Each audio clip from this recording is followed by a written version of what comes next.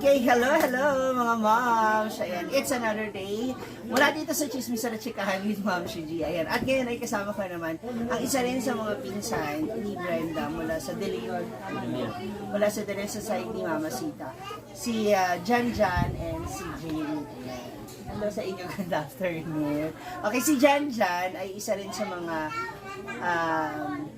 naging trabahante na pumasok ka rin sa nag-ano ka rin ba? Naggawa ka rin sa yung sa bahay ng Brenda.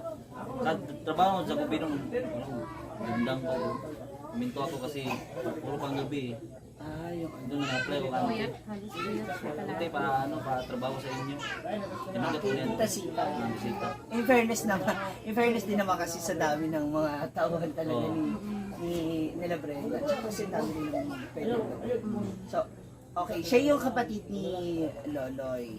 Ayan, yung isa rin sa mga na-feature natin wala sa ating kwentuhan na ginagawang bahay ngayon sa gilid ng bahay ni Mama Sita. Ikaw, kasi last, 2 years ago, or during the pandemic na yun, or before the pandemic, itong bahay ninyo ay Pandemic na yun. during pandemic na yun.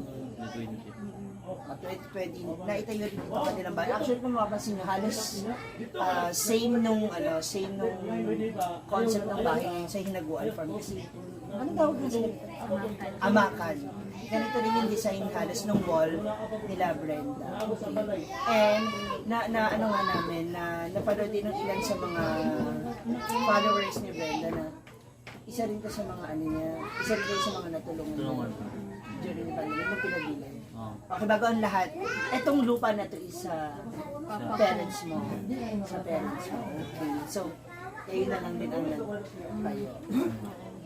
Paano nagsimula yung pagpapatayo, yung plano ng tayo nila? Kasi wala mo sa plano yun. Ang dapat hiram ko ng Brenda kasi dapat check up kami hindi mamintis to. So ang plano, pangpa-check up. Then, Wala man tayo hindi na tuloy kasi pandemic at hindi mahirap magpunta ng Cagayan. travel. So, decide na lang kami magtayo ng bahay. at least para magkaroon kayo ng sarili niyo. Ay, ano mo naman pala sabi ng nakapagpa-check up?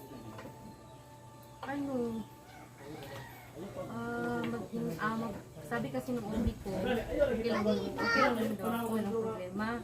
Iba ka daw si Mister. Eh, yun, nagpa-check up din kami. So, dapat lang kasi ulit sana yung check up tapos vitamins yun yung tubig kasi kulang sa budget. So, yun, inigano lang tapos nag-take lang ako ng vitamins. Ako lang nag-take sa aming dalawang hanggang sa nag-buntis talaga ako. Okay. So ikaw yung gano'n na kayo katagal na? 4 years. So kayo yung nag-chat sa kanya na nag-kwento sa kanya, nagsabi sa kanya na nabuntis ka na after kasi nung na to siguro nga diba siguro para mas kayo mas makagalaw ba yung para makagalaw ka ng husto magawa mo yung kung gusto mo tapos tsaka nabuo yung baby matagal nyo na rin naman tinry yung beses na so para 4 years na rin so 4 years na rin okay. Alam mo na. Sa mga hindi pa makaano dyan, makabuo. So, iba pa rin kasi talaga pag nasa sarili mo itong karto. Umaga sa iba may sarili kang pugad talaga. Diba? Okay. So, ngayon, anak ka na, ilang months na yan? 6 na. 6 months na. Pero ng gender? Wala pa. Papa-ultrasound pa. Ultrasound pa. Okay, balik tayo dito sa nung pinatayo mo yung artist. Sabi ko kasi magpapa-check up mo kayo.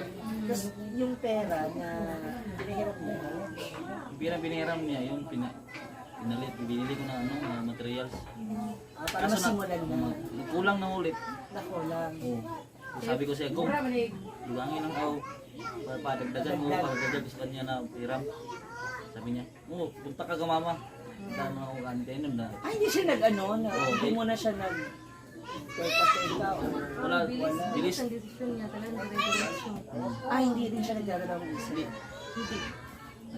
Sabi niya, Yung tulungan ko ngayong ibang tao, kayo pa. Sabi niya sa akin. kailan din talaga bilis niya yung malapitan.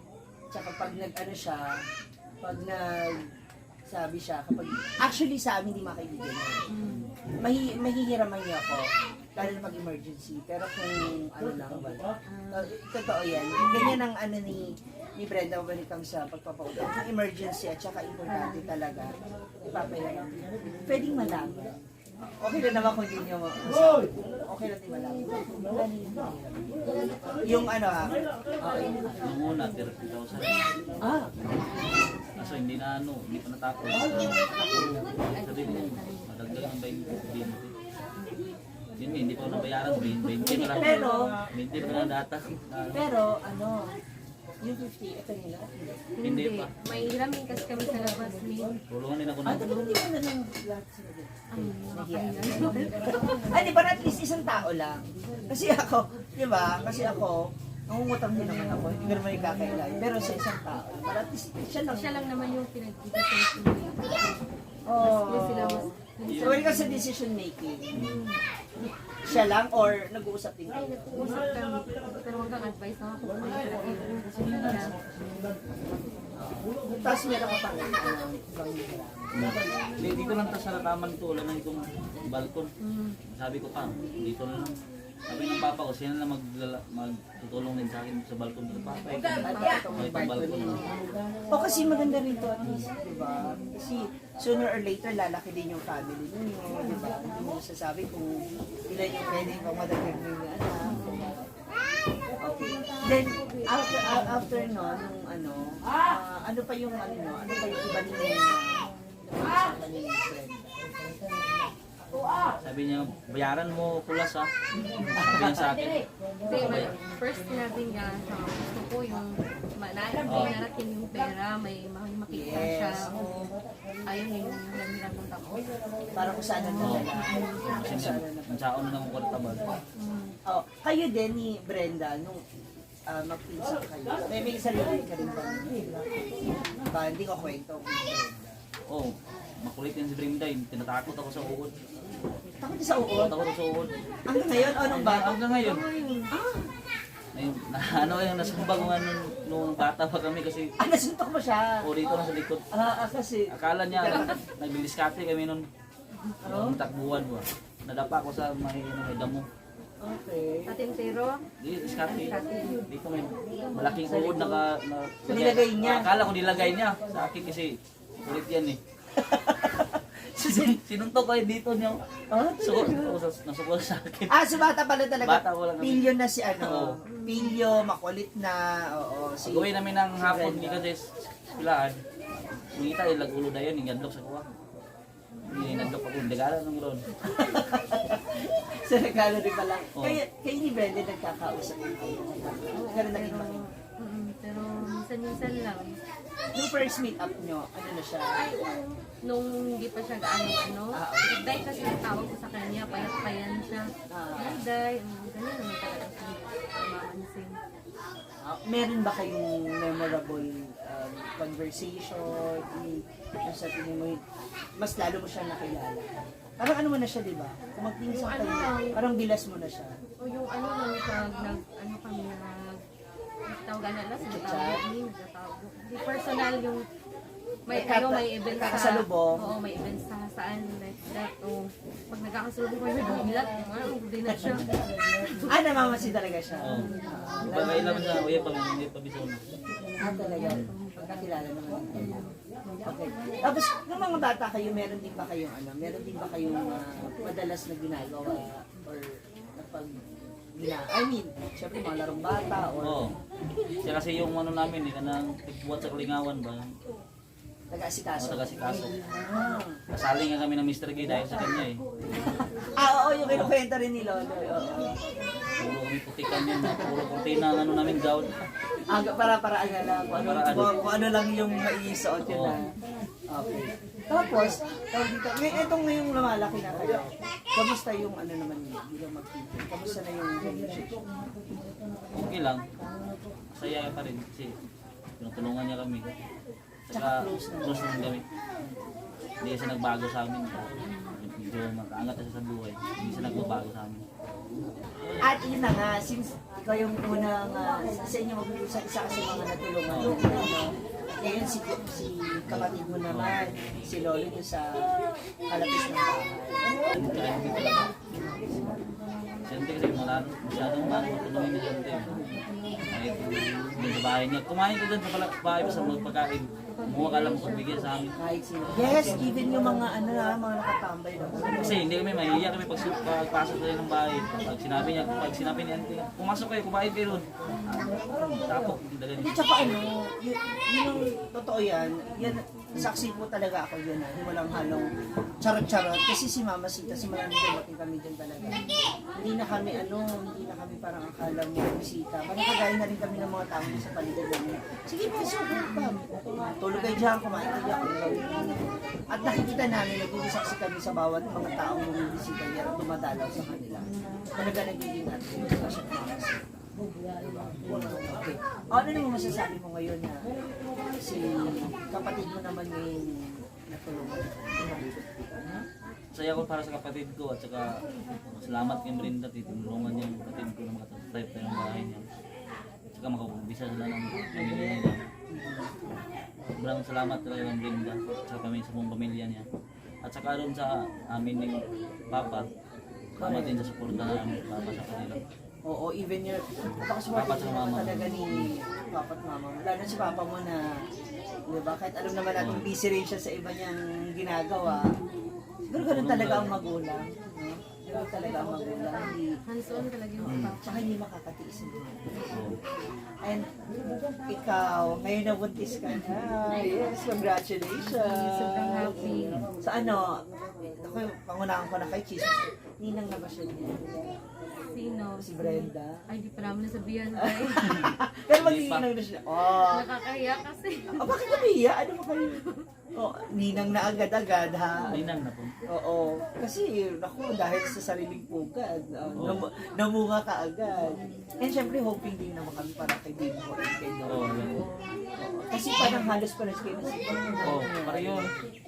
Baka dahil kasi nasa trabaho mo nung...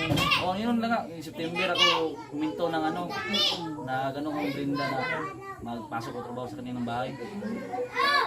Nag-resign ako ng September. Pag ano ba yung gano'n, yes, asawa ko. So ano na, kung ano na yan, 6 months na. November niya nabuntis. Anong Sabi ng UB ko, ba November na sila ang count? Ay, October, November. Yung November. November. So 6 na yan. Ano na ba ngayon? April. Mga July na. Oh, alam mo na. Brenda, meron ka ng July baby. Ayan. And for that, your, ano message mo for Brenda? Go. Nagpapasalamat kami sa pagtulong mo sa amin, magpapahiram ng pera. Nanihiya talaga kasi ako sa kanya. Siya nagsasabi. Kasi nag-chat lang ako. Dahil thank you sa pagpapahiram ng pera. Pasensya na kay Dubay rin. Sa mga buang mo siya. Okay naman good. Tsaka diba, tingnan mo naman, kahit knowing na, alam naman niya na may hiniram ka rin sa kanya. Nung pumasok siya bilang trabahante din sa buwan, hindi naman niya kinakalpas. Diba? So, sige. Ano lang siya? Nag-aantay lang siya kung kailan kami magbabayad. Tsaka yung dati, hindi naman ninyo kinakalimutan. Tsaka ka-antisita, sinabihan ko sa Auntie, deduction yan lang, deduction mo na akong 1,000 kada yung sahod. Sabi ni Auntie na, wag yan dyan, wag muna. Bayaran mo rin pag mahal. Ang taas pa naman, ang taas pa naman ng tono ni Tita. Oo, magkakapira. Uy na! Kaya wala ka pa naman pera. Ay, parang galit ko naman. Yes. Hindi, kasi nga, siguro gawa ng sila, diba? And that's good kasi, yun naman din kasi talaga importante mga moms. Kung alam mo meron ka hiniraman, matuto ka rin ipaalam sa kanila. Wow, dapat nga pala sa kumpare ko. Na hiniraman ko din. Diba, na kung wala muna, di okay lang din naman yun. As long as hindi mo kinakalimutan yung obligasyon. Thank you. Ang ganda rin itong inyong bahay. Kaya, for sure, dadami yung... Huwag naman sobrang dami. Ilan ba plano ninyong baby? Siguro dalawa lang. Boy, girl. O basta magkaroon ng... Diretso na yan. Puro pa nahihirapan. Hindi dire-diretso. And good luck sa inyo. Itong bahay na to, nakita ko na to nung sa vlog ni Brenda, kaya yes, ma-review natin. Kaya sa mga iba pa natin mga viewers out there, you can also follow all the social media accounts ng Social Climber Squad, and of course, The Hinaguan Farm doon sa aming FB page, ayan, and of course, Brenda Mitch, ayan. Maraming salamat ulit ha sa pag-share ng inyong story sa amin, and good luck. Salamat. Thank you. Alam ko medyo busy kayo ngayon, kaya please don't forget to like, share, and subscribe my YouTube channel, Ma'am Shiji, and Althea Bababoom para sa aking FB page. God bless!